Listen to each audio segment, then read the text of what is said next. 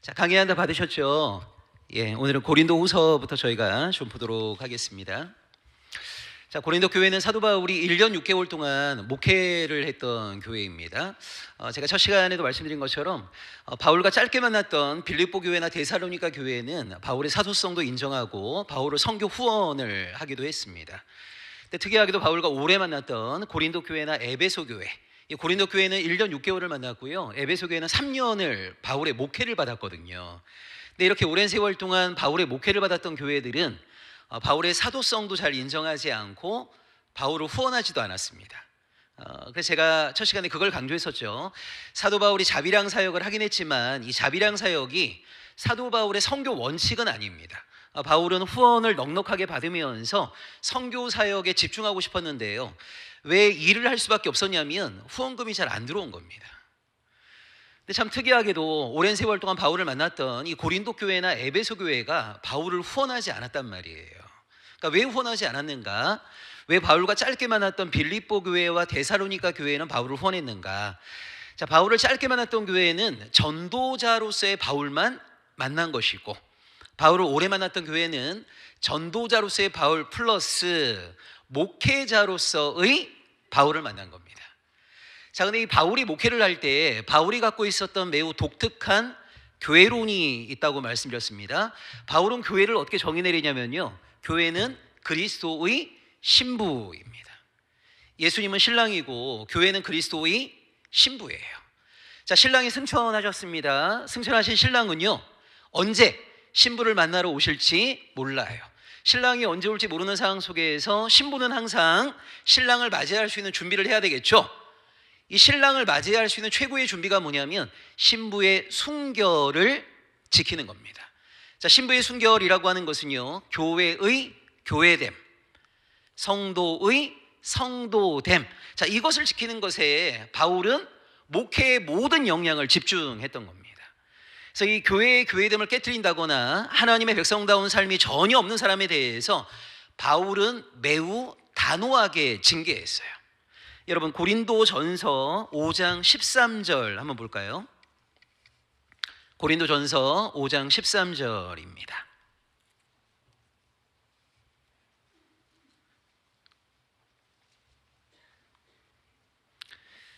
밖에 있는 사람들은 하나님이 심판하시려니와 이 악한 사람은 너희 중에서 내쫓으라, 이렇게 얘기합니다. 그러니까 교회 바깥에 있는 악인들, 이런 사람들을 하나님이 심판하겠지만 교회 안에 있는 음행하는 사람들, 탐하는 사람들, 속여 빼앗는 사람들, 이런 사람에 대해서는 내쫓으라고 말해요. 굉장히 엄격한 징계를 하고 있는 거죠. 자, 그러다 보니까 바울의 목회의 시간이 길어지면 길어질수록 바울에게 징계를 받은 사람들이 점점 많아지게 되는 거예요. 처음에는 서로 알지도 못했는데 여러분, 바울에게 똑같이 징계를 받게 되면 이 사람들이 굉장히 친한 친구가 됩니다. 만날 때마다 무슨 얘기 하겠어요? 바울 뒷담화 까는 거죠. 그러니까 이런 사람들이 계속해서 바울에 대한 부정적인 여론들을 형성했기 때문에 고린도 교회는 바울이 개척한 교회임에도 불구하고 후원을 받지 못했던 거예요. 자, 그 고린도 교회, 바울의 사도성을 인정하지 않는 고린도 교회에게 자신이 예수 그리스도의 사도임을 강력하게 변호하는 본문이 고린도 후서입니다. 그래서 여러분, 고린도 후서는 처음부터 끝까지 자신의 사도직에 대한 항변, 그것이 담겨 있다라고 보실 수 있고요. 특별히 고린도 후서 10장부터 13장을 보시게 되면 바울이 얼마나 종의 자세로 사역을 했는가. 자, 바울은 이렇게 얘기합니다. 고린도 교인들은 바울의 사도성을 인정하지 않아요. 여러분, 사도라고 하는 말이 뭐죠? 우리 주님에 의해서 보냄받은 자, 이런 뜻입니다. 요한복음 17장 18절이나 20장 21절에 보면 주님이 이렇게 말씀하십니다. 아버지께서 나를 세상에 보내신 것 같이 나도 너희를 세상에 보낸다, 이렇게 얘기해요. 자, 주님으로부터 세상으로 보냄받은 자를 우리는 사도라고 얘기합니다. 근데 사람들은요, 사도 바울의 사도성을 잘 인정하지 않았습니다. 왜냐하면 예수님이 공생의 사역을 하실 때 예수의 제자 아니었거든요.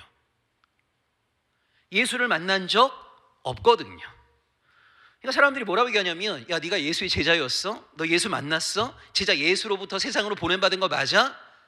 이런 식으로 계속 문제 제기를 하는 거예요. 여기에 대해서 바울은 뭐라고 항변합니까? 다메섹 도상에서 자신이 주님을 만났다, 주님으로부터 보냄받았다, 이렇게 얘기하는데 증인이 없잖아요. 그러니까 바울은 자기도 주님을 만났고 주님으로부터 중요한 사명을 받았다라고 얘기하지만 고린도 교인들은 인정하지 않았어요. 그래서 바울이 개척한 교회임에도 불구하고 많은 고린도 교인들이 사도 바울의 사도성을 인정하지 않았단 말이에요. 자, 이런 상황 속에서 바울은 자신이 정말 주님의 제자, 주님의 사도라고 하는 것을 무엇을 통해서 항변하냐면, 자, 여러분, 주님이 앞서 걸어가신 길을 따라 걸어가는 존재가 바로 제자입니다. 어떻게 보면 여러분, 제자라고 하는 존재는요, 주님을 모방하는 자라고 할 수 있는 거죠. 자, 우리 주님이 무엇 하셨습니까?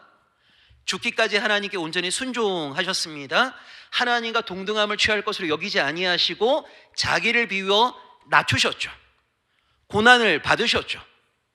바울은 자신이 진정 예수의 제자라고 하는 것을 무엇을 통해서 항변하냐면, 주님이 고난을 받으셨던 것처럼 자기도 무수하게 많은 고난을 받았다는 거예요. 그게 어디 나옵니까?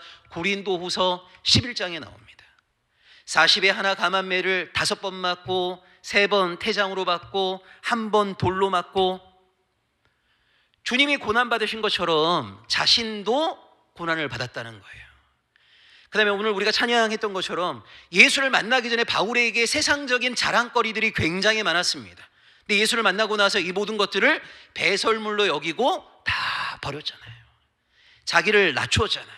그러니까 누가 진짜 예수의 제자입니까? 예수님처럼 자기를 낮추는 자가 예수의 제자죠. 예수님처럼 죽기까지 하나님께 온전히 순종하는 자가 예수의 제자죠. 선 십자가를 지고 하나님이 허락하시는 후 부활의 영광을 누리는 자가 진짜 제자라는 거예요. 그러니까 바울이 자기의 사도성을 인정하지 않는 고린도 교회에게 나야말로 진정한 주님의 제자이다, 무엇을 통해서 입증하는 거예요?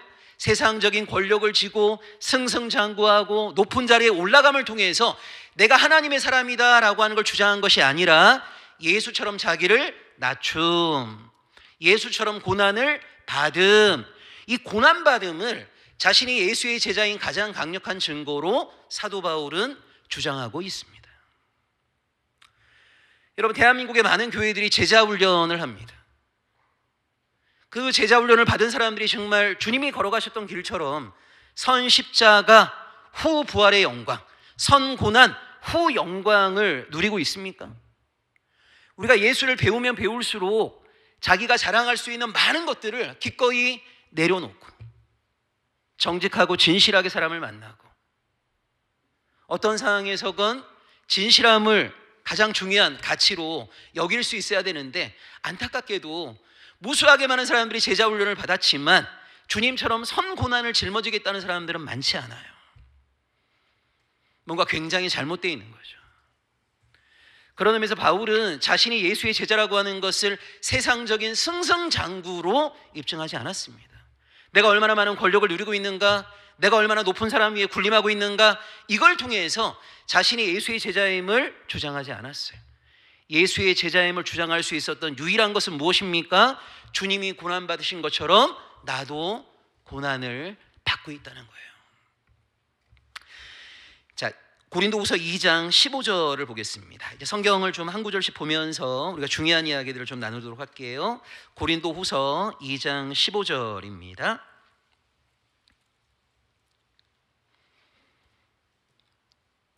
자, 같이 읽어볼까요? 우리는 구원받는 자들에게나 망하는 자들에게나 하나님 앞에서 그리스도의 향기다.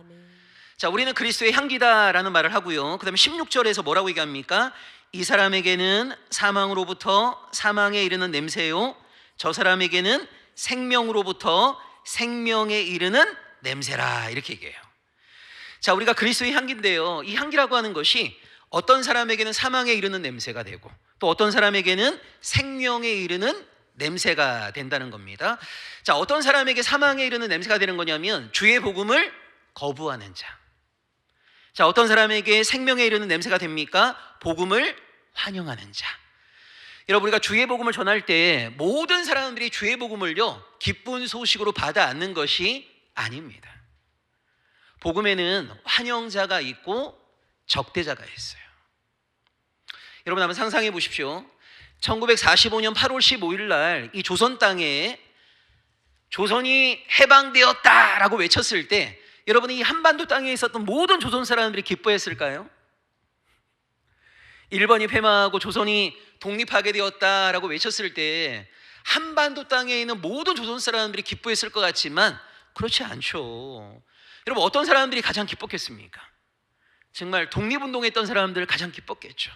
독립운동하느라고 가족과 헤어졌던 사람들, 많은 징병, 징용, 정신대로 끌려간 가족이 있는 사람들, 이런 사람들일수록 해방의 소식이 정말 기쁜 소식이었을 거예요. 근데 일본과 힘을 합쳐서 일본과 연대하고 일본과 협력했던 친일파들, 일본의 권세가 천년만년 지속될 거라고 생각했던 사람들에게는요, 일본이 패방하고 조선이 독립했다라고 하는 것은 슬픈 소식입니다. 마찬가지입니다. 하나님이 이 땅을 다스리신다, 하나님의 백성으로 우리를 초대하는 이 복음의 소식이요, 모든 사람들에게 기쁜 소식이 되는 것이 아니에요. 지금 내가 누리고 있는 것, 이것을 계속해서 고집하려고 하는 사람들, 지금 나의 죄된 삶을 끝까지 완악하게 붙잡으려고 하는 사람들은요, 하나님의 초대를 거부하게 되어 있습니다. 그래서 복음이 선포되는 곳마다 항상 환영자가 있고 적대자가 있어요. 그래서 우리가 그리스도의 향기이지만 이 향기가 어떤 사람에게는 사망에 이르는 냄새가 되기도 하고 또 어떤 사람에게는 생명에 이르는 냄새가 되기도 합니다. 자, 3장 17절 볼까요? 3장 17절입니다. 주는 영이시니 주의 영이 계신 곳에는 자유가 있느니라. 여러분 예수님도 이런 말씀 많이 하셨습니다. 진리가 너희를 자유케 하리라.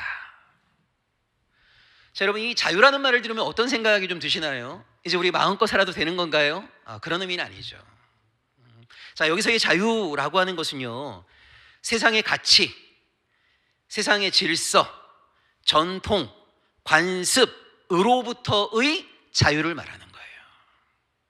자, 여러분 한번 상상해 보십시오. 19세기 말에 조선 땅에 기독교 복음이 들어왔습니다. 여러분 수백 년의 세월 동안요, 이 조선 땅을 다스렸던 것은 성리학의 이데올로기입니다. 자, 성리학의 이데올로기가 만들었던 중요한 두 가지 제도 가운데 하나가 신분제이고요, 또 하나가 가부장제였습니다. 양반, 중인, 평민, 천민이라고 하는 신분은요 아주 강고했어요. 남자는 하늘이고 여자는 땅이다라는 가부장제도 굉장히 강력했습니다. 여러분 이 신분제나 가부장제의 공통점이 뭡니까? 사람은 평등하지 않다는 거거든요. 사람은 위계가 있다는 거예요. 이 위계는 하늘이 결정한 겁니다. 누구도 저항해서는 안 되는 겁니다. 자, 이런 조선 땅에 기독교 복음이 들어왔고요, 그 기독교 복음 안에는 사람을 바라보는 인간론이 있습니다. 여러분 기독교 신앙의 인간론의 대전제가 뭐냐면 모든 사람은 하나님의 형상대로 지음받았다는 거예요. 양반도 하나님의 형상대로 지음받고 천민도 하나님의 형상대로 지음받았습니다. 양반도 존귀한 존재이고 천민도 존귀한 존재이다. 남자도 하나님의 형상대로 지음받았고 여자도 하나님의 형상대로 지음받았다. 두 사람 모두 존귀할 뿐만 아니라 남자와 여자는 평등하다. 자, 이걸 주장한 것이 바로 기독교 신앙이란 말이에요. 조선의 질서와 충돌이 일어날 수밖에 없는 거죠. 자, 여기서 예수를 믿게 된 사람들, 하나님의 백성이 되기로 결단한 사람들은요, 조선 사회가 수백 년 동안 가지고 있었던 성리학적 가치, 조선의 질서, 조선의 전통, 조선의 관습에 매이는 자가 아니라 주님 안에서 새로운 질서로 편입되어 들어오는 거예요. 여러분 조선 땅에서는요, 여자아이가 집에서 태어나게 되면 그냥 집안일 열심히 하다가 나이가 차면 결혼해서 애 놓고 그 집에서 열심히 일하다가 그냥 죽는 거였어요. 여자애가 공부를 해? 상상도 할 수 없는 일이었습니다. 근데 기독교 신앙이 이 땅에 들어와서요, 그런 전통과 간습에 매여있던 여성들을 해방시키고 여성들에게도 교육의 기회를 주었잖아요. 여러분 조선 사회에서 양반과 천민이 같은 공간에서 형제됨을 누릴 수 있었습니까? 상상도 할 수 없는 일이었습니다. 근데 교회는요, 양반과 천민이 서로를 형제님이라고 불렀단 말이에요. 심지어 여러분, 조선사회를 보시게 되면요, 양반과 천민이 함께 있는 모여 있는 곳에서는요, 항상 양반이 리더가 됩니다. 여러분, 양반과 천민이 모여 있는 곳에서 천민이 리더가 되는 곳이 있었습니까? 상상도 할 수 없는 일이었어요. 너무 놀라운 일이, 교회는요, 양반과 천민이 장로 최종 후보로 올라가서 천민이 장로가 되는 일들이 많았어요. 한마디로 조선 사회에서는 상상할 수 없는 일들이 교회 안에서 일어났단 말이에요. 왜 이런 일이 가능했던 겁니까? 주의 영이 계신 곳에는 더 이상 세속의 가치와 세속의 질서와 전통과 관습에 매이지 아니하는 자유함이 있단 말이에요. 여러분, 종로 5가에 가면 연동교회라고 있습니다. 장로 선거를 한 번, 두 번 했는데요, 공교롭게도 양반하고 천민이 최종보에 올라갔는데 천민이 두 번 다 장로가 되었어요. 근데 1909년에 세 번째 장로 선거를 했는데 이때도 양반하고 천민이 올라갔어요. 누가 장로가 되었을까요? 또 천민이 장로가 되었습니다. 양반들 참을 만큼 참았죠. 우리나라 사람들이 보통 세 번 참잖아요. 세 번이나 이렇게 천민이 장로가 되니까 양반들이 너무 화가 나갖고 그 당시 연동교회를 목회하고 있던 게이리 선교사를 찾아갑니다. 그래서 양반들이 이제 집단적으로 좀 행사를 한 거죠. 힘의 행사를 한 거죠. 게일에게 뭐라고 얘기했냐면, 저 쌍것들하고 이제 신앙생활 못 하겠다고 그래요. 그때 게일 선교사님이 이렇게 얘기했습니다. 하나님 앞에서 모든 사람은 평등합니다. 여러분, 게일 선교사님 말씀이 틀린 말이에요? 아니죠. 맞는 말이죠. 이 얘기 듣고 양반들이 우리가 잘못 생각했습니다, 죄송합니다, 이렇게 했으면 참 좋았을 텐데 양반들 너무 화가 나갔고요, 연동교회를 뛰쳐나갔어요. 그리고 양반들만 모이는 교회를 따로 하나 세웠습니다. 그 교회가 지금은 대치동에 있습니다. 지금은 평민도 들어갈 수 있습니다. 근데 어쨌건 참 이게 쉽지 않았던 게요, 저는 참 우리 한국교회 초기에 교회 안에 있었던 양반들 정말 대단한 분들이라는 생각이 들어요. 왜냐하면 여러분, 자기 집에 있는 칠석이 이런 애들이 평소에는 주인님 이러다가 일요일만 교회만 가면 어깨 툭 치면서 형제님 막 이런단 말이에요. 그러니까 여러분, 진짜 우리 한국교회 초기에 양반들 같은 경우에는 자기를 부인하지 않으면 예수를 믿는 게 쉽지가 않아요.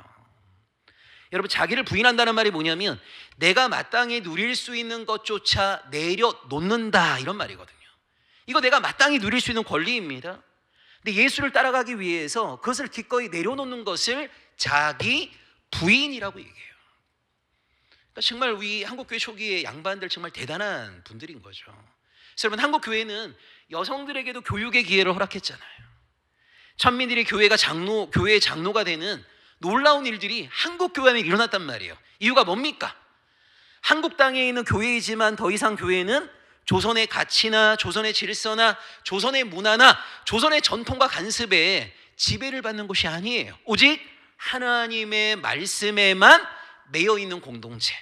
그래서 주의 영이 있는 곳이었기 때문에 자유함이 있었던 겁니다.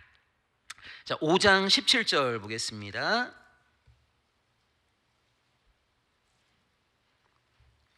자, 우리가 잘 아는 말씀이죠. 그런즉 누구든지 그리스도 안에 있으면 새로운 피조물이라. 이전 것은 지나갔으니 보라 새 것이 되었도다. 여러분, 어떻게 보면 이 고린도후서 5장 17절의 말씀 때문에 오늘 한국교회가 세상으로부터 많은 비판을 받고 있다라는 생각이 들어요. 왜냐하면 분명히 성경에는 뭐라고 말하고 있습니까? 누구든지 그리스도 안에 있으면 새로운 피조물이다, 이렇게 얘기해요. 근데 오늘 세상이 우리 한국교회를 향해서 던지고 있는 중요한 질문이 뭐냐면, 예수 만나갖고 새로운 피조물 된 사람 좀 보여달라, 이런 거거든요. 참 안타까운 것은 여러분, 교회 안에서 얼마나 다양한 훈련 코스들이 많이 있습니까? 제자 훈련도 받고 사역자 훈련도 받고 온갖 훈련들을 계속 하고 있어요. 근데 참 보면 성품이 잘 안 바뀌어요. 자기밖에 모르는 이기적인 사람은 여전히 이기적이고요. 다른 사람들 무시하는 사람은 여전히 무시하고요. 운전 중에 성격 좀 드러내는 사람은 그 모든 훈련 받아도 여전히 운전 중에 성격 드러냅니다. 왜 이렇게 안 바뀔까요?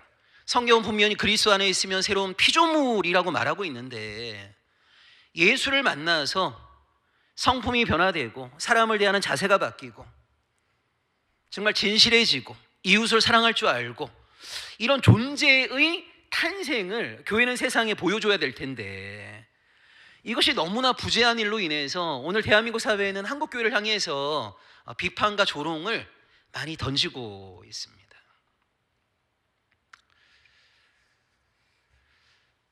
그래서 여러분, 요즘 세상이 교회를 향해서 던지는 중요한 비판 가운데 하나가 이 예배 무용론이거든요. 그동안 한국교회는요, 예배를 자주 많이 드리는 것을 굉장히 자랑해 왔습니다. 그래서 여러분 아시다시피 전 세계 대부분의 교회는 일요일 날 딱 한 번 예배 드리잖아요. 우리 한국교회에서 나름 신앙생활 열심히 하시는 분들은 일주일에 한 10번 이상 예배 드리십니다. 그러면 일주일에 한 번 예배 드리는 대부분의 교회에 비해서 일주일에 막 5번, 7번, 10번 예배 드리고 있는 우리 한국교회 신앙인들이 더 하나님의 백성다운가? 라고 묻는다면 꼭 그렇지는 않아요. 그 세상이 우리를 뭐라고 조롱하고 있냐면, 예배를 한 번도 드려보지 않은 사람하고 예배를 수백 수천 번 드린 사람하고 세계관이 다르지 않고 가치관이 다르지 않고 사람을 대하는 자세와 태도가 다르지 않다면 그동안 이 사람이 드려왔던 그 무수하게 많은 예배는 과연 어떤 의미가 있는가? 자, 여기서 이제 나오는 말이 뭐냐면, 예배 100날 드려봤자 사람 안 바뀐다. 이게 예배 무용론입니다.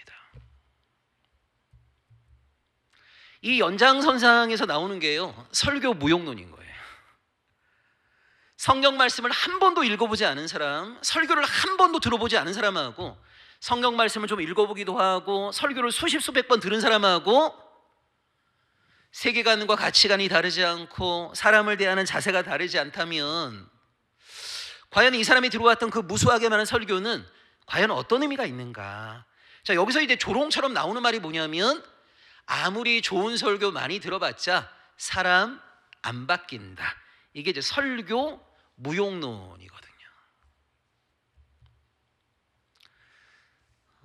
이런 이야기를 듣는 현실 가운데 우리 지금 한국 교회가 다 놓여져 있습니다. 여러분, 공장은 제품을 생산해 갖고 사회에 내놔요. 소비자들의 평가를 받습니다. 교회는 세상에 무엇을 내놔야 되겠습니까? 예수를 만남을 통해서 변화된 존재를 내놓는 곳이 바로 교회가 돼야죠. 이랬던 사람이, 자기밖에 모르던 이기적인 사람이, 자기보다 조금 힘이 없고 학식이 부족하고 능력이 부족하면 사람들을 아나무인으로 무시했던 사람들이 예수를 만남을 통해서 이타적인 존재가 되고, 입만 열었다면 거짓말했던 사람이 예수를 만남을 통해서 정직과 진실한 존재로 바뀌었고, 이웃을 사랑할 줄 아는 존재로 바뀐 예수를 만남을 통해서 변화된 새로운 피조물을 세상에 내놓는 곳이 교회이거든요. 그런 의미에서 우리 한국교회는 지금 실패하고 있음을 인정하지 않을 수가 없습니다. 사경회하고 부흥회하고 수련회 하면요, 한 3일은 갑니다. 왜 이렇게 유효기간이 짧죠?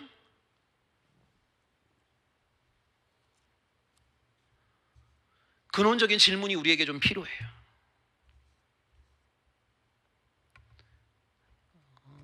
누구에게 뭔가 얘기할 게 아니라 우리 스스로 10년 전의 내 신앙과 5년 전의 내 신앙과 지금의 나를 한번 생각해 보시면서, 혹시 종교성만 강화된 것은 아닌가? 정말 일상의 삶에 있어서, 인식과 삶에 있어 중요한 변화, 어떤 변화가 있는지를 스스로 한번 성찰해보고, 정말 이 고린도후서 5장 17절의 말씀처럼 예수를 만난 이후에 조금이나마 우리의 생각이 하나님이 원하시는 바대로 좀 바뀌고, 우리의 삶이 하나님이 원하시는 바대로 변화가 있는 그런 살아있는 하나님의 백성의 증거물로서 우리가 날마다 좀 성장하고 성숙되어졌으면 좋겠습니다. 자, 6장 15절 보겠습니다. 6장 14절 15절 볼까요?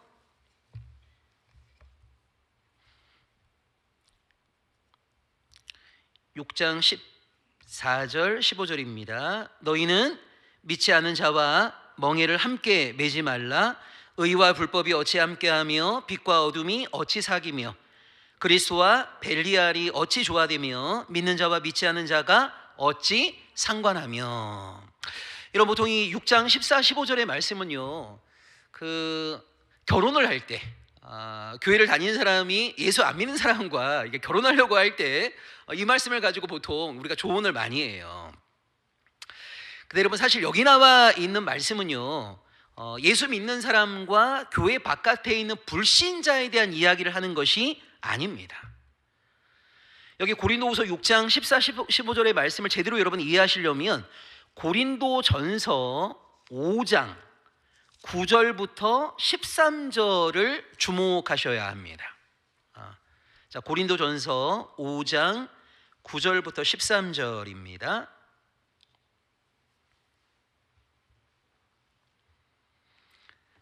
제가 한번 읽어보겠습니다. 내가 너희에게 쓴 편지에 음행하는 자들을 사귀지 말라 하였거니와 이 말은 이 세상에 음행하는 자들이나 탐하는 자들이나 속여 빼앗는 자들이나 우상 숭배하는 자들을 도무지 사귀지 말라 하는 것이 아니니 만일 그리하려면 너희가 세상 밖으로 나가야 할 것이라. 이제 내가 너희에게 쓴 것은 만일 어떤 형제라 일컫는 자가 음행하거나 탐욕을 부리거나 우상 숭배를 하거나 모욕하거나 술 취하거나 속여 빼앗거든 사귀지도 말고 그런 자와는 함께 먹지도 말라 함이라.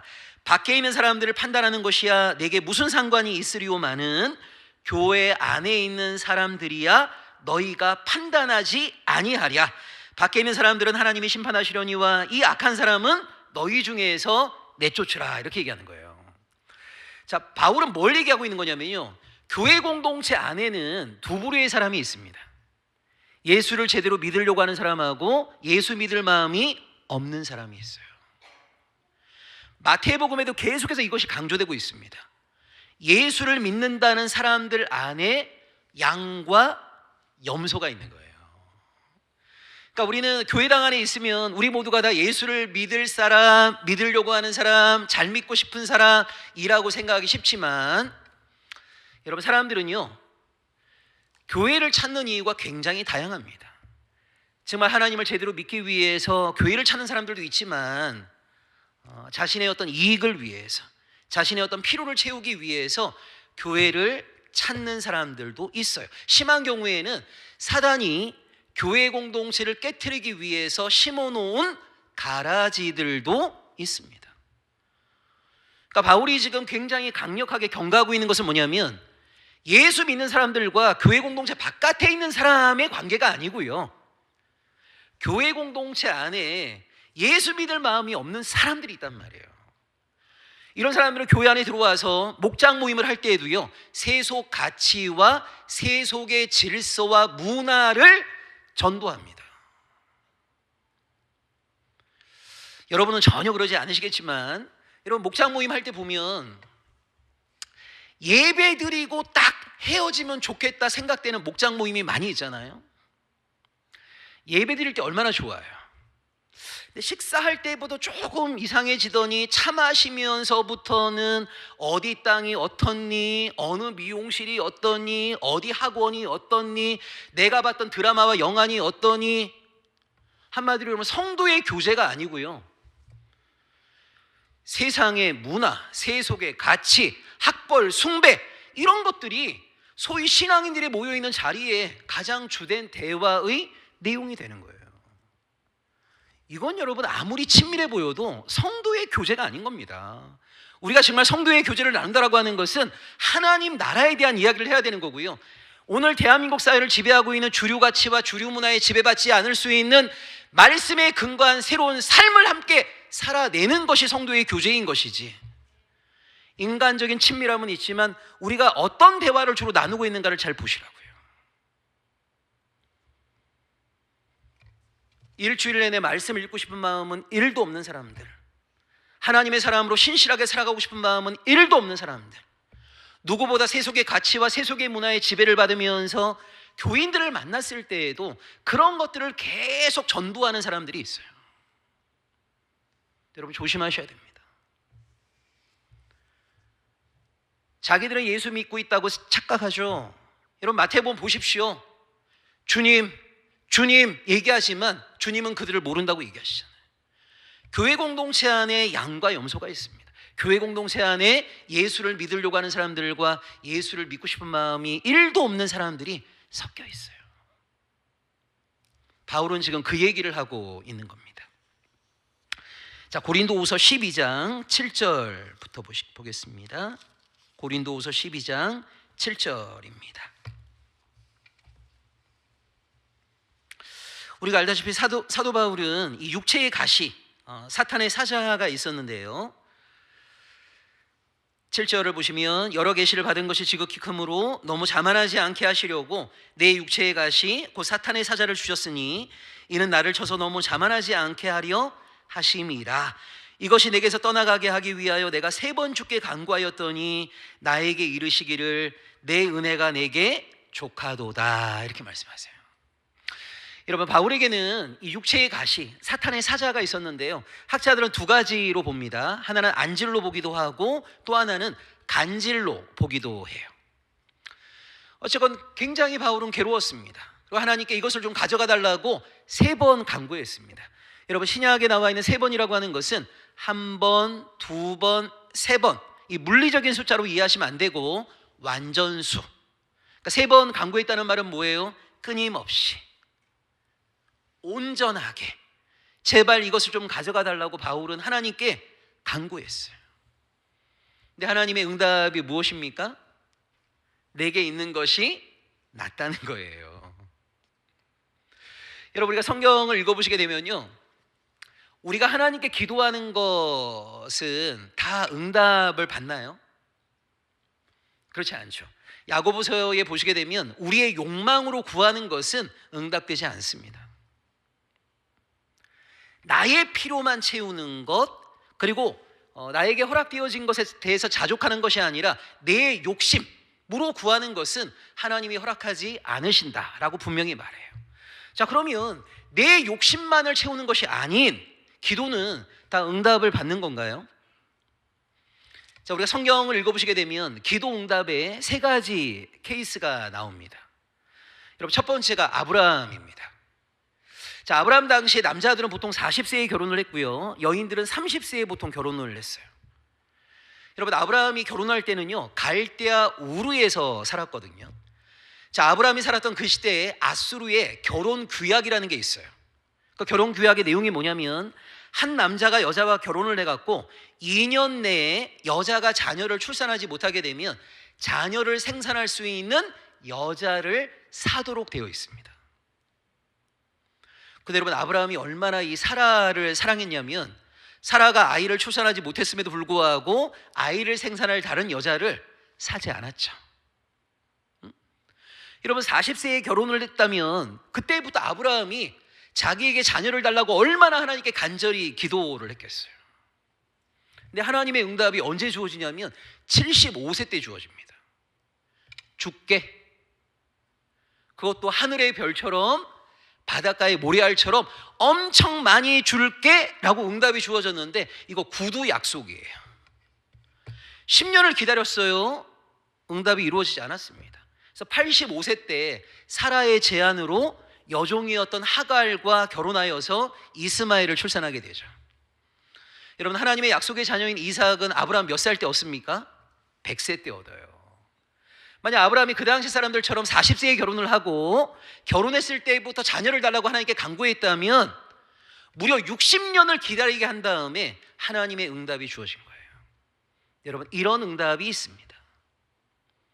나는 지금 당장 하나님의 응답을 받고 싶은데 우리로 하여금 인내하게 하는 응답. 저는 20살 때부터 지금까지 늘 하나님께 기도하는 내용이 있어요. 남북한의 평화와 통일입니다. 35년째 기도하고 있지만 아직 응답이 이루어지지 않았어요. 그럼에도 불구하고 저는 인내할 겁니다.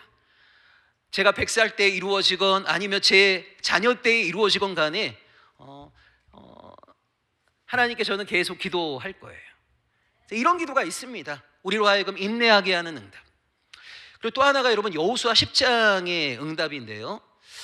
이스라엘 군대가 아모리 사람들과 전쟁을 하는데 조금만 더 시간이 있으면 완전히 전멸시킬 수 있는데 시간이 점점 지는 거예요.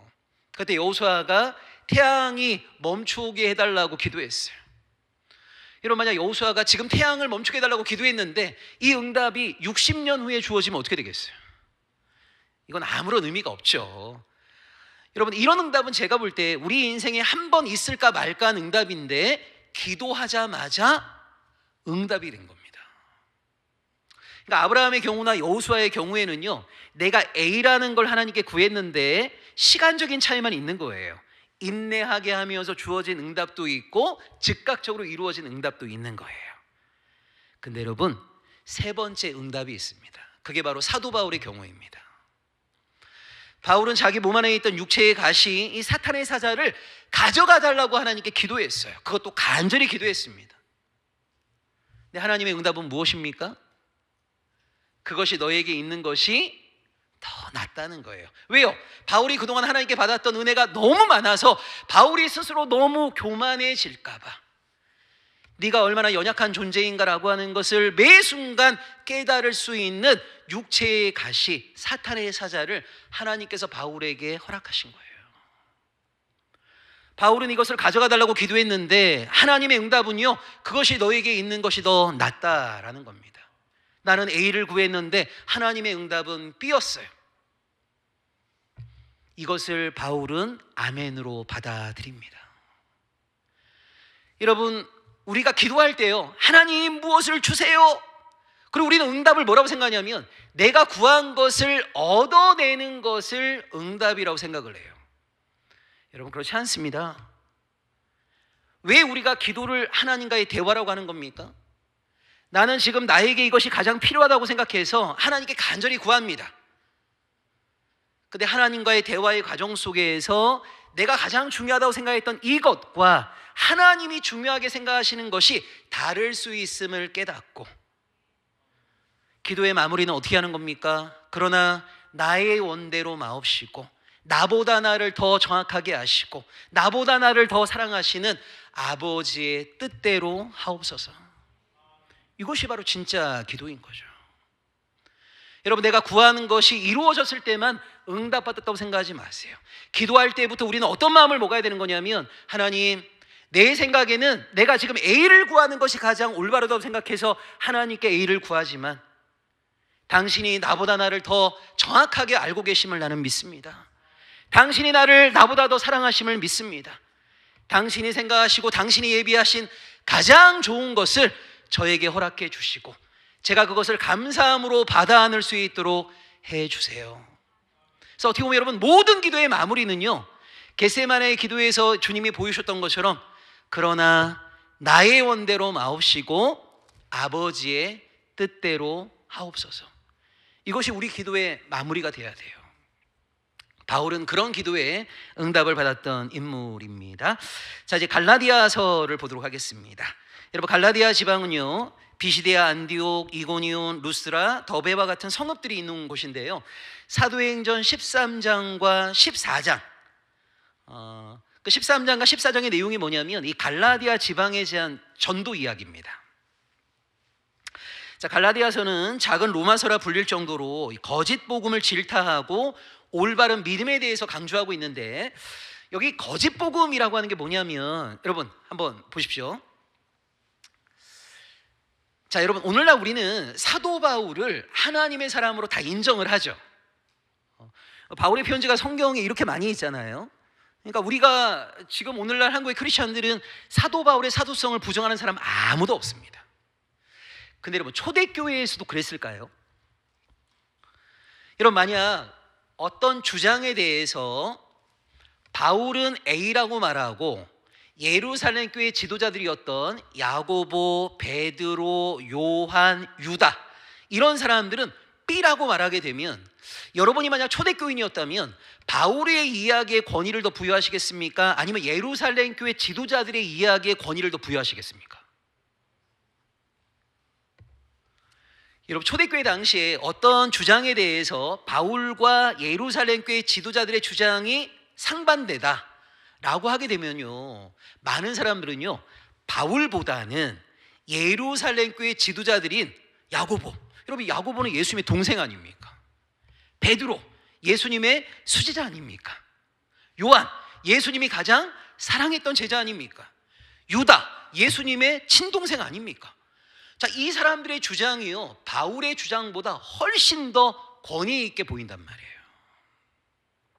자, 여기서 이제 사도 바울과 예루살렘 교회 지도자들이 어떤 충돌이 일어났냐면, 여러분, 바울은 이런 입장입니다. 우리가 구약에 하나님께서 주신 말씀을 율법이라고 할 수 있는데, 여러분, 율법을 크게 나누게 되면요, 두 가지로 나눌 수 있어요. 하나는 제의법이고 또 하나는 도덕법입니다. 자, 제의법에는 뭐가 들어가냐면 할례법, 음식 정결법, 제사법, 절기법, 이런 것들이 제의법이에요. 제의법. 도덕법에는 뭐가 있겠습니까? 뭐 살인하지 마라, 간음하지 마라, 거짓 증언하지 마라, 이런 것들은 도덕법인 겁니다. 그러니까 관계 안에서 우리가 누군가에게 행동하는, 이걸 이제 도덕법이라고 한다면, 제의법이라고 하는 것은요, 나에게 적용하는 거예요. 여러분, 할례 내가 받는 거잖아요. 내가 할례를 받는다고 해서 누가 유익을 누리고 이런 거 전혀 없습니다. 내가 예배 드리는 겁니다. 내가 예배 드린다고 해서 누가 즉각적으로 유익을 누리는 거 아닙니다. 내가 돼지고기를 먹지 않습니다. 내가 돼지고기 안 먹는다고 해서 누구에게 유익을 끼치는 거 아니죠. 그러니까 제의법이라고 하는 것은 뭐냐면 개인적인 거예요.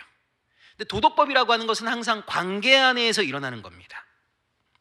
근데 바울은 어떤 입장이냐면, 우리 예수 그리스도의 십자가의 죽음을 통하여서 제의법은 종결되었다고 보는 게 바울의 입장이에요. 근데 여전히 도덕법은 유효하다라고 보는 게 바울의 입장입니다. 근데 예루살렘 교회는 어떤 입장을 가지고 있었냐면, 여전히 하나님의 백성들이 수천 년 동안 지켜왔던 제의법을 예수를 믿는 신앙인들도 지켜야 된다. 이게 예루살렘 교회 입장인 거예요. 그러니까 여러분, 한번 상상을 해보십시오. 예루살렘 교회가 초대교회 어머니 교회 같은 곳이거든요. 여러분, 예루살렘 교회에서 초대교회가 탄생하게 된 거잖아요. 근데 점점 어떤 소식이 들리냐면, 사도 바울이 이방 지역에 많은 교회를 개척했다고 하더라라는 소식이 들린 거예요. 자, 이때 어머니 교회로서 예루살렘 교회가요, 바울이 개척한 교회가 잘 성장하고 있는가 관리 감독을 해야 될 책임감이 있겠죠. 그래서 바울이 개척했다는 교회를 예루살렘 교회에서 가서 살펴본 겁니다. 근데 가서 보니까 예수가 그리스도이심을 고백은 하는데 할례를 아무도 안 받은 거예요. 돼지고기를 즐겨 먹고 있어요. 그 다음에 뭐 유월절이라든가 오순절이라든가 초막절과 같은 절기도 안 지킵니다. 그러니까 예루살렘 교회가 봤을 때는요, 바울이 이거 제대로 교육을 안 시켰네, 이런 생각이 드는 거예요. 그래서 예루살렘 교회에서 간 다음에 바울이 개척했던 교회 교인들을 불러 모아놓고 이렇게 얘기하는 겁니다. 여러분이 진짜 하나님의 백성이 되려면 예수가 그리스도이심을 믿을 뿐만 아니라 아브라함 때부터 하나님의 백성이 해왔던 할례 받으셔야 돼요. 음식 정결법 지키셔야 돼요. 토라에 명하고 있는 절기 준수해야 돼요 라고 예루살렘 교회가 가르친 거예요. 그러니까 바울이, 예를 들어 갈라디아 교회를 여러분 한번 상상해 보세요. 바울이 갈라디아 교회를 세웠는데, 바울은 순회 전도자 아닙니까? 교회는 세우지만 다른 사람에게 이 교회 목회를 맡기고 바울은 다른 지역으로 계속 전도를 했단 말이에요. 그러다가 한참 시간이 지난 다음에 갈라디아 교회를 다시 온 겁니다. 다시 와보니까 갈라디아 교인들이 얼마 전에 할례 받아갖고 다 괴로워하고 있어요. 지금 막 음식 정결법 지키려고 막 애를 쓰고 있어요. 이걸 보면서 사도 바울이 화가 난 거예요. 왜 화가 난 거냐면, 바울의 입장에서는 제의법을 유대인이 지키는 건 오케이, 근데 이방 기독교인들에게 제의법을 강요하는 걸 바울은 반대합니다. 여러분 이걸 잘 들으셔야 돼요. 바울은 할례를 무조건 반대했느냐? 이게 아니고요. 유대 기독교인들, 자, 이 말이 무슨 말이냐면 너무나 오랜 세월 동안 할례를 받는 걸 당연하게 생각했던 유대인들 안에서 유대 기독교인들이 할례를 받는 건 오케이. 그런데 이방 기독교인들에게 할례를 받아야만 된다고 강요하는 걸 바울은 반대해요. 근데 예루살렘 교회는 어떤 입장인 거예요?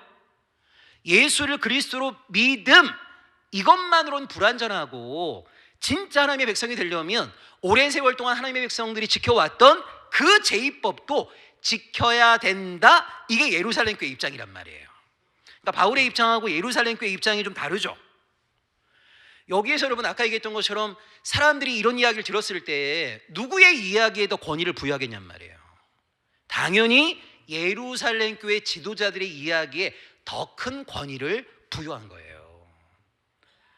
그래서 바울이 한참 있다가 그 교회에 와보면 사람들이 다 할례 받고 있고 음식 정결법 지키는데 목숨을 걸고 있고 이걸 보면서 어리석도다 갈라디아 사람들아 라고 훈계를 한 거거든요.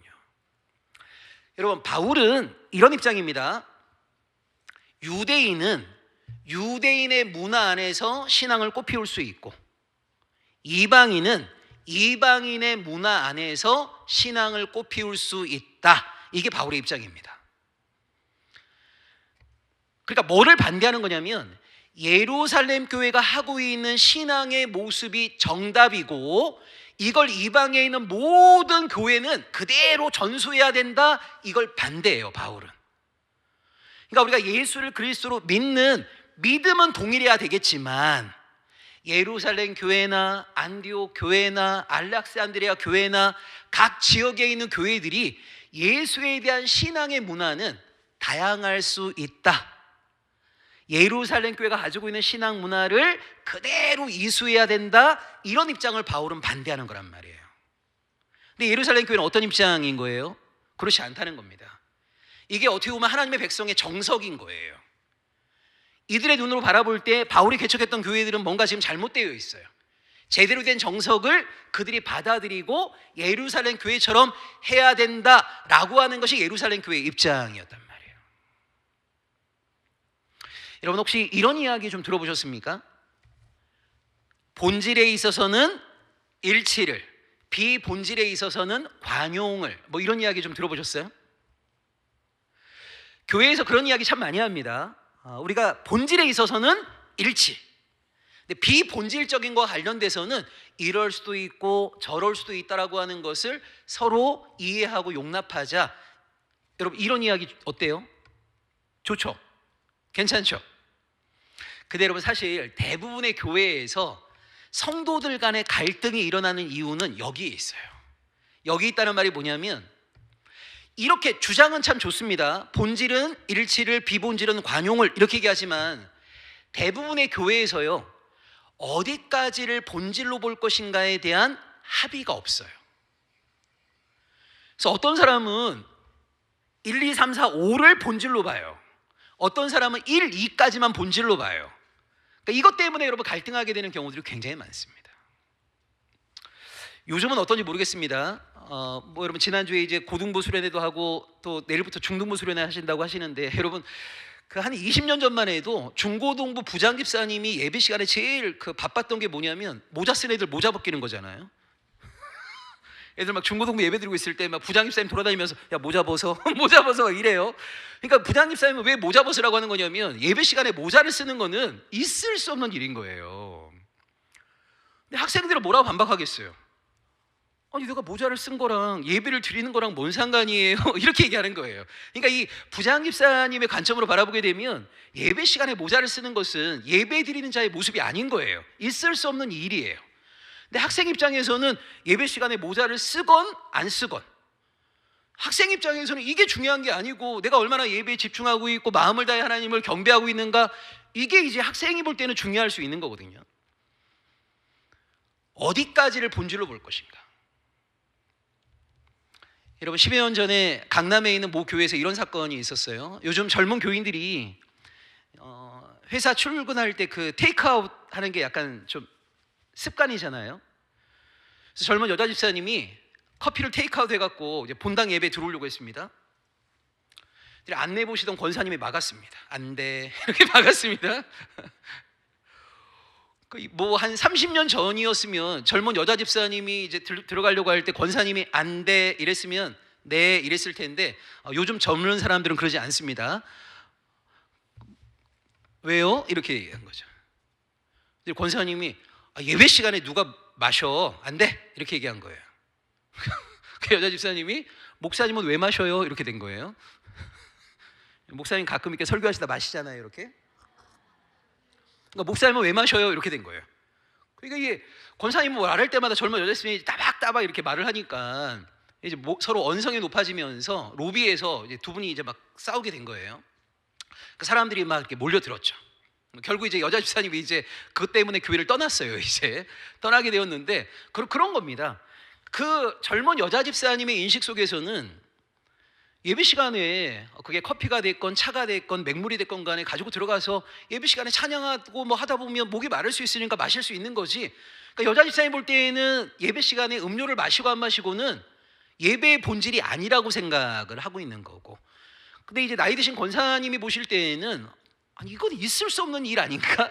예배 시간에 뭐를 마신다라고 하는 건 용납할 수 없는 일로 보는 거예요. 그러니까 사람마다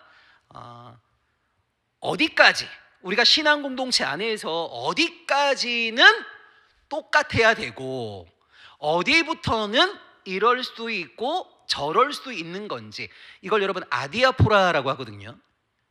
그러니까 아디아포라라고 하는 게 뭐냐면 본질이 아닌 거와 관련해서는 이럴 수도 있고 저럴 수도 있다는 겁니다.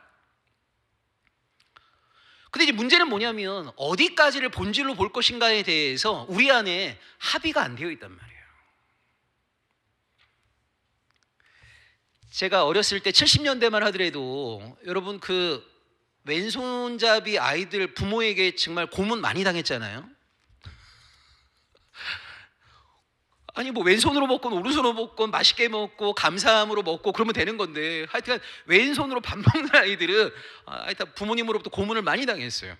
그러니까 그때만 하더라도 이제 부모님들의 인식 속에 밥을 왼손으로 먹는 건 용납할 수 없는 일이었던 거예요. 근데 요즘은 여러분 안 그러죠. 요즘은 왼손으로 먹건 오른손으로 먹건 이건 아디아포라의 문제인 거지 식사의 본질로 이제 사람들은 생각하지 않거든요. 그래서 본질, 예수가 우리의 구원자이시다.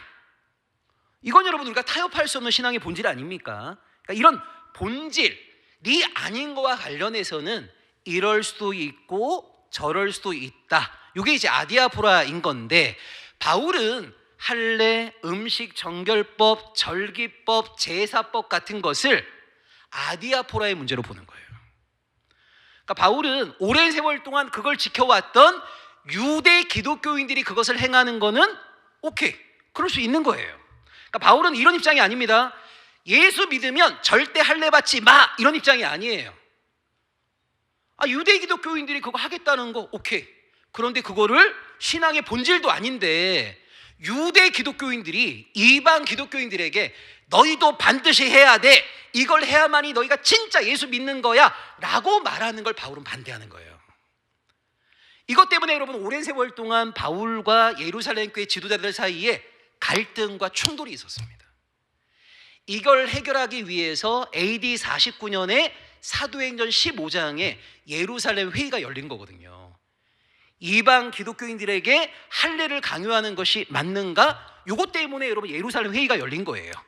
그러면서 예루살렘 교회도 이것을 아디아포라의 문제로 본 겁니다. 그러니까 바울은 대원칙이 뭐냐면 예수가 그리스도이심을 믿는 믿음 이거는 동일해야 돼요. 근데 그 믿음 안에서 유대인은 유대인의 문화 안에서 신앙을 꽃피울 수 있고 이방인은 이방인의 문화 안에서 신앙을 꽃피울 수 있다. 자, 그런 의미에서 여러분 오늘날 바울이 만약 한국 교회를 온다면 좀 뭐라 할 것 같아요. 제가 볼 때 뭐라 할 것 같냐면 안타깝게도 19세기 말에 이 땅에 들어오신 선교사님들은요 그 당시 조선 사람들이 갖고 있었던 문화를 거의 미신화했습니다.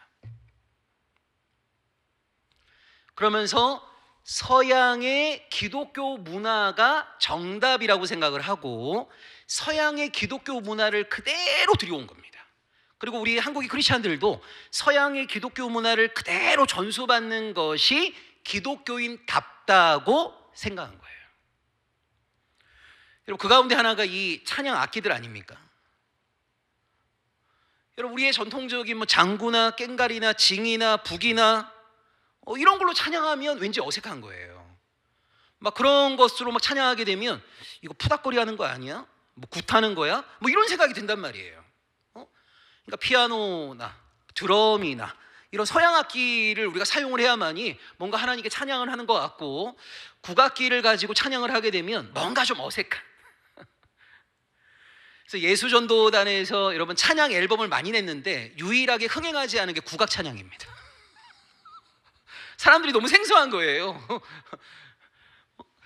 그런 거죠. 그러니까 어떻게 보면 여러분, 아프리카 사람들은 아프리카 문화 안에서 신앙을 꽃피울 수 있는 거잖아요.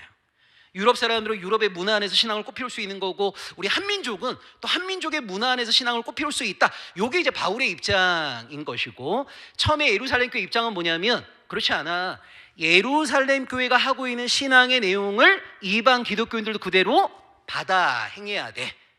이것 때문에 여러분 오랜 세월 동안 갈등하다가 결국은 예루살렘 교회가 바울의 입장을 존중하게 된 거예요. 이거는 아디아포라의 문제로 보게 된 겁니다. 그래서 여러분, 갈라디아 교회에서 그 가장 핵심적인 문제는 뭐냐면, 바울이 갈라디아 교회를 개척했을 때는 이 교인들에게 할례 받으라고 말하지 않았단 말이에요. 예수가 그리스도이심을 이 믿음을 바울은 강조했어요. 이것은 타협할 수 없는 본질이었습니다. 근데 바울이 없는 사이에 예루살렘 교회에서 내려와갖고 갈라디아 교인들에게, 야, 바울이 너희한테 가르친 것만 하면 안 돼. 너희 진짜 하나님 백성 되고 싶다면 할례 받아야 되는 거야. 음식 정결법 지켜야 되는 거야. 라고 하면서 율법의 제2법을 준수하도록 만든 거예요. 거기에 대해서 바울이 갈라디아 교인들을 책망하는 것이 바로 갈라디아서의 주된 내용입니다. 네. 자, 넘기셔서 지금 제가 했던 이야기가 첫째 줄, 둘째 줄에 있는 겁니다. 예루살렘 교회는 할례와 음식 정결법과 같은 제2법 준수를 여전히 강조하였고, 바울은 제2법 준수는 아디아포라의 문제로 본 거예요. 그러니까 바울에게는 타협할 수 없는 본질은요, 예수가 그리스도이심을 믿음, 이것만이 본질인 것이고, 그 외의 것들은 바울이 볼 때는 아디아포라의 문제입니다. 그래서 할례를 받을 수도 있고 받지 않을 수도 있고, 음식 정결법을 지킬 수도 있고 지키지 않을 수도 있고, 그러니까 그런 의미에서는 여러분, 바울이 굉장히 좀 마음의 품이 넓은 사람이라고 보시면 되겠습니다. 자, 갈라디아서 2장 9절 한번 볼까요? 2장 9절입니다. 자, 같이 한번 읽어보죠. 또 기둥같이 여기는 야고보와 게바와 요한도 내게 주신 은혜를 알므로 나와 바나바에게 친교의 악수를 하였으니 우리는 이방인에게로 그들은 할례자에게로 가게 하려 함이라.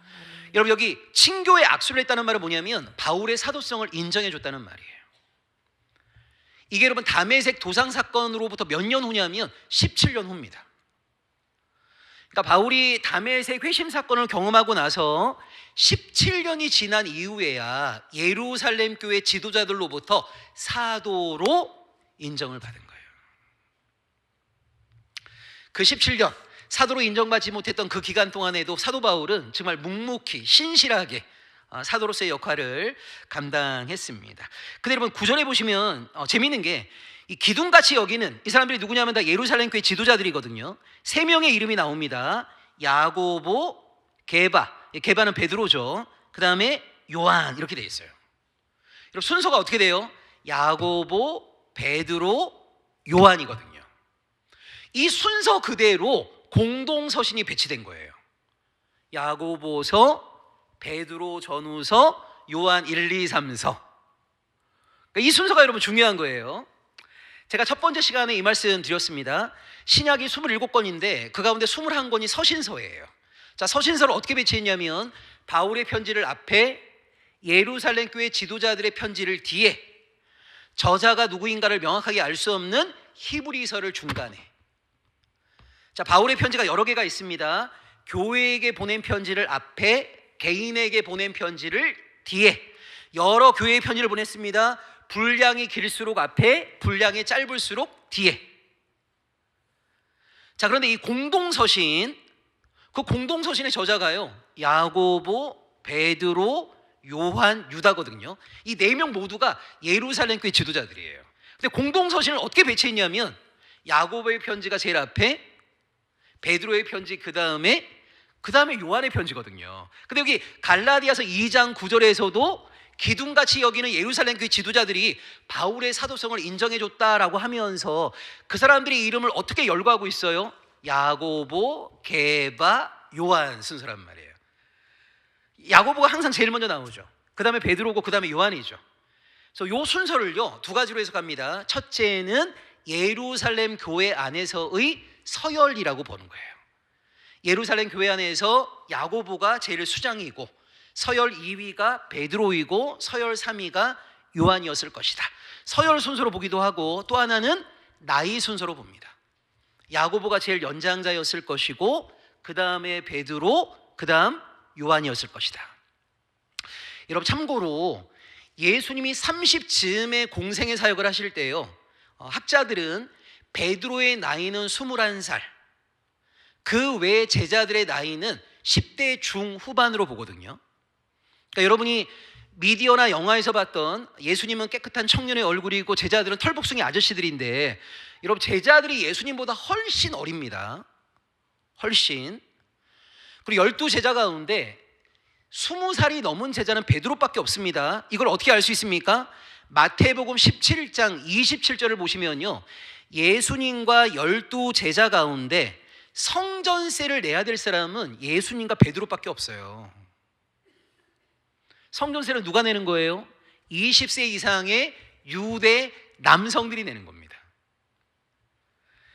그래서 예수님이 사셨던 AD 1세기에 이스라엘 여인들은 보통 12살에서 14살에 결혼을 했고요, 이스라엘 남성들은 보통 17세에서 19세에 보통 결혼을 합니다. 그래서 20세 이상이 내는 성전세라고 하는 것은요, 한 집안의 가장이 내는 세금이에요. 근데 베드로는 복음서에 보시게 되면 장모가 있다는 걸 확실히 알 수가 있죠. 그래서 예수님이 30즈음일 때 베드로는 21살, 나머지 제자들은 10대 중반으로 보는데 그 가운데 가장 나이 어린 제자로 보는 사람이 요한입니다. 15살 정도로 보거든요. 요한. 그래서 딱 그 순서예요. 야고보, 베드로, 요한 이렇게 되어 있습니다. 자, 그다음에 2장 16절 볼까요? 2장 16절. 여기 보면 우리 개신교 신학의 가장 중요한 이신칭의가 나오는데, 사람이 의롭게 되는 것은 율법의 행위로 말미암음이 아니요 오직 예수 그리스도를 믿음으로 말미암는 줄을 알므로. 여러분 갈라디아서 안에서 바울이 율법을 많이 비판합니다. 여기서 말하는 율법은 1차적으로는요 할례법을 말하는 겁니다. 할례법. 그러니까 율법 전체가 아니고요, 할례법 같은 제2법을 말하는 거예요. 제2법. 우리도 그리스도 예수를 믿나니 이는 우리가 율법의 행위로서가 아니고, 자, 그리스도를 믿음으로써 의롭다함을 얻으려 함이라. 예수를 믿음으로 의롭다함을 얻음. 이게 여러분 개신교 신학의 가장 중요한 핵심입니다. 자, 근데 여기서 우리 지금 한글 번역은요 예수를 믿음으로 이렇게 돼 있어요. 예수가 목적격입니다. 목적격. 근데 이거는 여러분 소유격으로도 번역이 돼요. 예수의 믿음으로 우리가 의롭다함을 받았다, 이렇게도 번역할 수 있습니다. 그러니까 2장 16절은 2가지로 번역이 가능합니다. 헬라어 구조상 목적격으로도 해석할 수 있고 소유격으로도 해석이 가능한데, 예수를 믿음으로 의롭다함을 받는다 이렇게도 번역이 되고, 예수의 믿음으로 의롭다함을 받는다 이렇게도 번역이 돼요. 자, 여기서 여러분 예수의 믿음이라고 하게 되면요, 믿음의 동의어가 뭐냐면 신실함입니다. 여러분 신약 성경에 보시게 되면 믿음이라고 하는 단어의 동의어가 신실함, 그리고 갈라디아서 5장에 보면 성령의 9가지 열매 가운데 충성이 있죠. 충성. 그것도 같은 동의어입니다. 그러니까 믿음이라고 하는 것은 뭐냐면 한때 뜨거웠다가 냉담해지는 게 믿음 아니에요. 믿음이라고 하는 것의 핵심은 신실함입니다. 믿음은 100m 단거리 경주가 아니고요, 하나님이 우리를 부르실 때까지 뛰어야 하는 장거리 경주입니다. 그러니까 믿음의 동의어가 뭐예요? 신실함, 언제 어디에서나 하나님에 대한 충성을 다함, 이게 믿음의 동의어거든요. 그래서 우리가 어떻게 의롭다함을 받는 거냐면, 우리가 예수를 믿음으로 의롭다함을 받는다. 자, 이렇게도 해석할 수 있고, 예수의 믿음으로 라고 하게 됐을 때는 예수의 신실함으로, 죽기까지 하나님께 온전히 순종하심으로 우리가 의롭다함을 받는다, 이렇게도 해석할 수 있단 말이에요. 그러니까 2장 16절은 두 가지 해석이 다 가능한 겁니다. 이거를 여러분 지난번에 우리가 로마서 때 이야기를 한번 상상해 보세요. 로마서 5장 6절 8절 10절을 보면, 우리는 여전히 죄인이고, 우리는 여전히 하나님과 원수 관계였고, 우리는 여전히 연약했지만 예수 그리스도를 통하여서 하나님과 우리의 관계가 회복이 된 거죠. 우리가 하나님의 백성이 될 때는 우리가 한 게 아무것도 없는 겁니다. 여러분, 우리가 뭘 했기 때문에 우리가 하나님의 구원을 받게 된 게 아니라 예수 그리스도의 선제적 은총 때문에 우리가 하나님의 백성이 된 거란 말이에요. 그러니까 우리가 하나님의 백성이 될 때에는 예수 그리스도의 신실하심으로 말미암아 우리가 하나님의 백성이 된 거고, 이걸 우리는 칭의라고 말하고요, 지금 여기에서 하나님의 백성으로 살아가기 위해서는 우리가 하나님에 대해서 가져야 될 온전한 믿음이 필요한 거죠. 이걸 성화라고 얘기하는 거예요. 그러니까 예수 그리스도의 신실하심으로 말미암아 우리는 하나님의 백성이 된 것이고, 우리의 믿음으로 말미암아 오늘도 하나님의 통치 안에 거하는 하나님의 백성이 되는 거죠. 그러니까 2장 16절은 어떻게 우리가 과거에 하나님의 백성이 되었는가도 설명해 주고 있는 것이고, 오늘 우리가 어떻게 하나님의 백성으로 살아가고 있는가도 설명해 주고 있는 겁니다. 그래서 2장 16절은 두 가지 의미로 다 해석이 가능한데, 우리 개역개정 번역에서는 우리가 예수를 믿음으로만 번역을 해놨어요. 그런데 예수의 신실하심으로 우리가 의롭다함을 받았다, 이렇게도 해석이 가능하다는 거 알아두시면 좋겠습니다. 3장 28절 볼까요?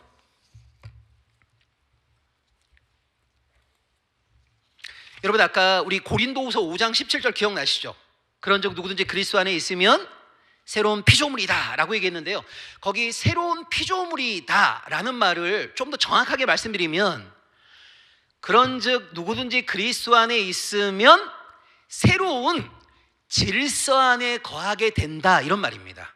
이 새로운 피조물이라는 말은요, 새로운 질서 안에 거하게 된다, 이런 말이거든요.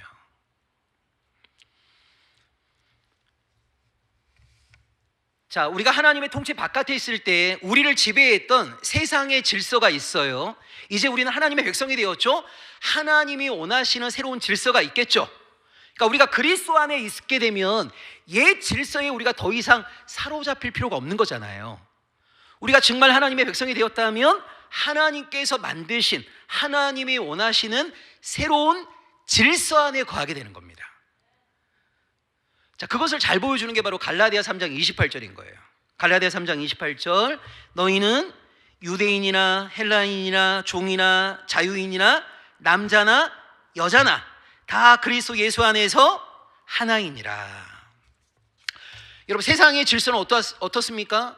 유대인과 이방인은 상종할 수 없는 존재입니다. 종과 자유인은요, 엄청난 위계가 있는 존재인 거죠. 남자와 여자, 엄청난 간격이 있는 거예요. 그게 세상의 질서입니다. 근데 하나님 안에서는 새로운 질서가 시작이 된 거예요. 어떤 질서입니까? 유대인이나 헬라인이나 종이나 자유인이나 남자나 여자나 세상 안에서는 도저히 하나 될 수 없는 사람들이 예수 안에서 하나됨을 누리게 된 거죠. 새로운 질서 안에 거하게 된 거죠. 자, 에베소서 보겠습니다. 여러분, 에베소서는 교회가 무엇인가에 대한 신학적인 논의를 담고 있는 교회론의 교과서라고 얘기해요. 그러니까 우리가 교회가 무엇인가를 알기 위해서 우리가 제일 주목해야 될 성경이 바로 이 에베소서입니다. 자, 세 군데 한번 찾아볼게요. 에베소서 1장 23절입니다. 에베소서 1장 23절.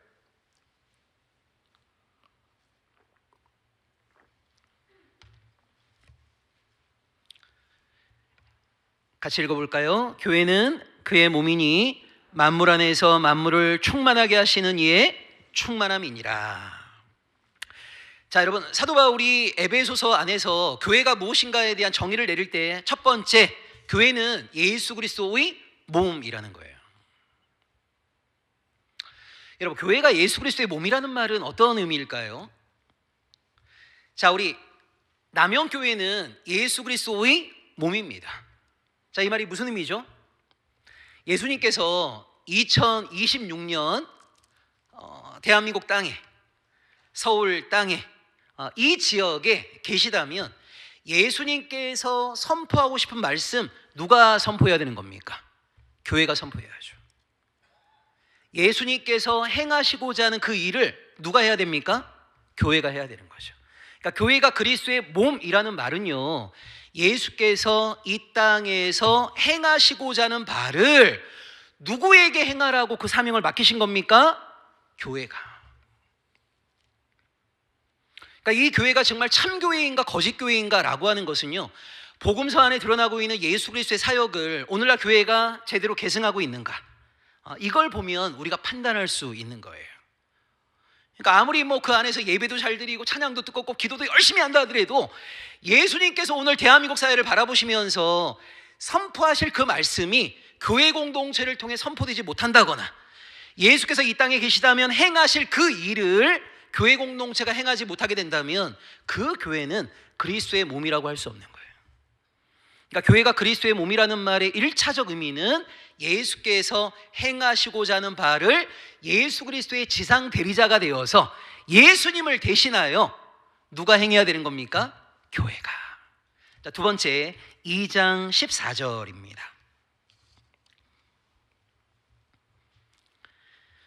같이 읽죠. 그는 우리의 화평이신지라 둘로 하나를 만드사 원수된 것 곧 중간에 막힌 담을 자기 육체로 허시고. 자, 교회는 어떤 곳입니까? 세상이 만들어 놓은 모든 담이 허물어진 곳이 교회가 돼야 돼요. 여러분, 세상의 사람들을 지배하는 방식 가운데 하나가 담을 만드는 겁니다. 남성과 여성의 성의 담, 젊은 세대와 노년 세대의 세대의 담, 장애와 비장애의 담, 가진 자와 가지지 못한 자의 담, 배운 자와 배우지 못한 자의 담, 심지어 요즘은 수도권과 비수도권의 담, 강남과 강북의 담, 여러 가지 담들이 대한민국 사회에 존재하고 있어요. 이렇게 담들을 만들어 갖고요, 그 담 안에 있는 사람들끼리 유유상종하게 만드는 것이 바로 세상의 사람들을 지배하는 방식입니다. 교회는 어떤 곳이 돼야 됩니까? 대한민국 사회 안에 있지만 대한민국 사회를 지배하고 있는 일반적인 질서가 전혀 작동되지 못하는 또 하나의 세상이 교회가 돼야 되는 거죠. 세상에 있었더라면 도저히 함께할 수 없는 사람들, 그들이 예수 때문에 하나됨을 누리는 곳, 그것이 바로 교회가 돼야 돼요. 근데 여러분, 간혹 들리는 이야기를 들어보면 교회 안에서 여전히 세상의 담이 강력한 힘을 발휘하는 경우들을 많이 보게 됩니다. 양평에 어느 교회가 있는데요, 장로님이 6분이었어요. 후임 목사를 청빙하는 과정 속에서 3명 의견이 나뉘었어요. 최종 후보 2명이 올라갔거든요. 한 명은 고향이 전라도이고 한 명은 경상도였어요. 근데 공교롭게도 장로님 6분 중에 3분은 전라도, 3분이 경상도였어요. 그러니까 이 전라도 출신 장로님들은 전라도 출신 목사를 후임으로 뽑고 싶고, 또 경상도 출신 장로님들은 경상도 출신 목사를 후임으로 뽑고 싶었어요. 이 의견이 합의가 안 됐어요. 팽팽했어요. 근데 결과적으로 교인들이 투표해 갖고 이 전라도 출신 목사가 이제 후임이 됐습니다. 그 다음 주에 경상도 출신 장로 3명이 교회 나갔습니다. 여러분, 이런 일이 아직까지 한국 교회 안에 일어나고 있어요. 교회예요? 여전히 세상에 막힌 담이 강력한 힘을 발휘하고 있는 거죠. 출신이 어디냐? 고향이 어디냐? 여전히 그런 세상에서 강력한 힘을 발휘하고 있는 것이 그리스도 안에서 배설물이 되지 못한 거예요. 여전히 나에게 그게 너무 중요해요. 여러분, 그런 사람들이 있습니다. 교회를 수십 년을 다녀도요, 어떤 사람을 볼 때 제일 관심 있는 게 뭐냐면 어디 대학 나왔어? 이런 거예요. 소위 한국 사회에서 좀 알아주는 대학 나오지 않으면 무시합니다. 교회를 30년 40년 권사가 되고 장로가 되면 뭐합니까? 여전히 세속의 가치, 한국 사회에서 강력한 힘을 발휘하고 있는 학벌 숭배로부터 요만큼도 자유하지 못했는데, 여러분, 우리도 모르는 사이에 세상에서 작동되고 있는 담들을 우리가 자꾸만 가지고 들어오는 경우들이 굉장히 많아요. 그러면 교회가 한순간에 세상이 되어버립니다. 세상에서 강력한 힘을 발휘하고 있는 그 담들이 교회 공동체 안에서 봄날에 눈 녹듯이 사르르 녹아내리는 곳이 바로 진짜 교회인 건데, 정말 상상할 수 없는 하나됨을 누리는 곳이 교회가 돼야 되는 건데, 안타깝게도 우리가 아직까지 그런 교회의 모습을 온전히 누리지 못하고 있다라고 하는 것이 서글프지만 인정할 수밖에 없는 우리의 현실이죠.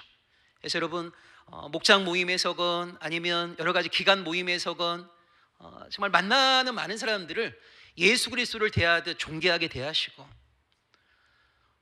정말 하나님의 말씀을 가지고 어떤 세상의 가치 판단이 더 이상 나에게 힘을 발휘하지 않을 수 있도록 그 모든 것들을 정말 배설물로 여길 줄 아는 바울의 회심이 정말 우리 한 사람 한 사람에게 있어야 될 것 같아요. 네. 여러분, 여기 14절에 그는 우리의 화평이시다, 이 말이 정말 중요한 말입니다. 여러분, 초대교회가 예수님에게 이런 고백을 했습니다. 예수님은 하나님의 아들이십니다. 예수님은 우리의 구원자이십니다. 예수님은 우리의 주십니다. 예수님은 세상의 평화이십니다. 이런 고백했는데요, 여러분, 이게 얼마나 대단한 거냐면, 초대교회가 예수님에게 했던 모든 고백은 원래 로마 시민들이 로마 황제에게 했던 고백들입니다. 로마 시민들은 로마 황제를 뭐라고 했냐면요, 로마 황제는 신의 아들이라고 했어요. 로마 황제는 우리의 구원자이시고, 로마 황제는 우리 인생의 주인이시고, 로마 황제는 세상의 평화를 가져오시는 분이십니다 라고 고백했어요. 근데 초대교회가 얼마나 담대하냐면, 로마 황제에게 돌렸던 그 모든 고백을 로마 황제가 아니라 예수에게 돌린 겁니다. 로마 황제가 하나님의 아들이 아니라 예수 그리스도가 하나님의 아들이시고, 로마 황제가 우리의 구원자가 아니라 예수가 우리의 구원자이시고, 로마 황제가 우리 인생의 주인이 아니라 예수가 우리 인생의 주인이시고, 로마 황제가 세상에 평화를 가져오는 존재가 아니라 예수 그리스도가 이 땅에 평화를 가져오는 존재라고 초대교회는 로마 황제에게 돌렸던 모든 고백을요, 예수에게 돌려버린 거예요. 정말 담대하죠? 여러분, 한 달 전에 우리가 크리스마스 지켰잖아요. 원래 여러분, 초대교회는 처음부터 크리스마스를 지키진 않았습니다. 336년부터 크리스마스를 지켰는데, 여러분, 12월 25일이 예수님이 태어난 날은 아닙니다. 우리 누가복음에 보게 되면 예수님은 건기에 태어났을 가능성이 높아요. 왜냐하면 여러분, 예수님이 태어나시던 밤에 목자들이 들에서 양을 치고 있었거든요. 이때가 건기입니다. 3월 중순부터 10월 중순. 그러니까 이스라엘은 지중해성 기후라고 해갖고 10월 중순에 비가 내려요. 요 10월 중순에 내리는 비를 이른 비라고 하고, 3월 중순에 내리는 비를 늦은 비라고 합니다. 그러니까 요때 비가 내려요. 요 비가 내릴 때 풀이 자랍니다. 그러면 비가 딱 그치고 나서 건기 때 목자들이 양과 염소를 끌고 나가서 유목을 하는 거거든요. 그래서 누가복음에 보게 되면 예수님이 태어나시던 밤에 목자들이 들에서 양을 치고 있었다, 이걸 보게 되면 그때는 건기였을 가능성이 높아요. 그대로 왜 336년부터 12월 25일을 성탄절로 지키게 된 거냐면, 원래 여러분, 로마 제국에서 12월 25일은 태양신 탄생일로 축하했던 날입니다. 어두운 세상에 태양신이 탄생한 날을 12월 25일로 로마 백성들이 지키고 있었단 말이에요. 근데 얼마나 초대교회가 담대하냐면, 이 어두운 세상에 참빛을 비추는 존재는 너희들이 믿고 있는 태양신 미트라가 아니라, 이 어두운 세상의 참빛은 예수 그리스도임을 천명하면서 태양신의 탄생일로 지키기도 한 그날을 예수 탄생일로 바꾼 거예요. 자신만만함이 있는 거죠. 그리고 이 12월 25일을 교회가 성탄절로 지키면서 결국 뭐를 강조하고 있는 거냐면, 이 어두운 세상의 진정한 참빛은 예수 그리스도이심을 강조한 거거든요. 마찬가지로 황제에게 고백했던 많은 것들을 초대교회는 예수에게로 고백하였어요. 그게 2장 14절에 나와 있는 그는 우리의 화평이시다 라는 말이고요. 자, 세 번째가 에베소서 6장입니다. 6장 11절입니다.